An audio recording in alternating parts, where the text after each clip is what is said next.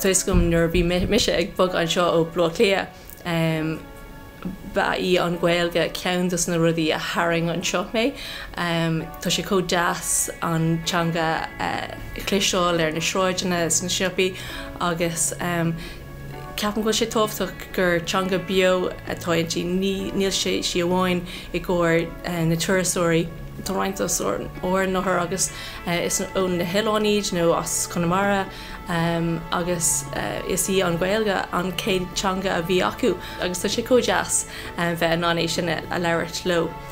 Ceapan ghfuil sé tar éis chur leis an spiorad atá agan an instant glachtas an Gaeilge úsáid adring hain. Bíon bróidir daoine an Gaeilge úsáid